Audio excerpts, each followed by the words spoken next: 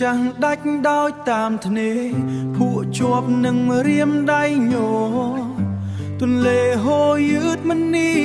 អ្វីបងដឹងថាអូនលាក់រឿងម្យ៉ាងដូចជាជ្រុនទឹកនៅខាងក្រោមដែលមើលមិនឃើញពីខាងលើ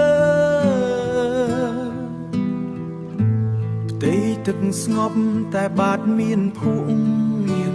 ជ្រៅទឹកថ្លាពេកឃើញដល់បាតខ្សាច់ពីអូននិយាយដូចជាដុំថ្មចូលទឹកបោះចូលទឹក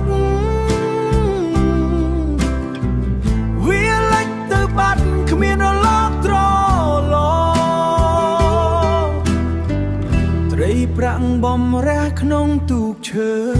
ចិញ្ចៀងវារលោងឆ្លោះនឹងមេ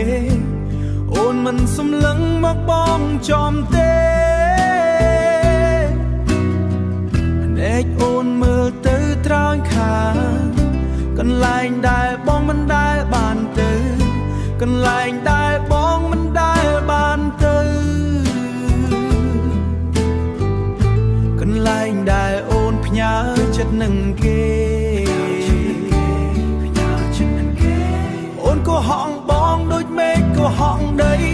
ថាទឹកភ្លៀងនឹងធ្វើឲ្យផ្ការីកតែវាធ្វើឲ្យផ្ទះបងលិចទឹកបងទុកចិត្តទន្លេតែទន្លេលេបងអូនជាទឹកដែលបងផឹកតែវាមានជាតិពុលស្លាប់ទឹកថ្លាពេកឃើញដល់បាតខ្សាច់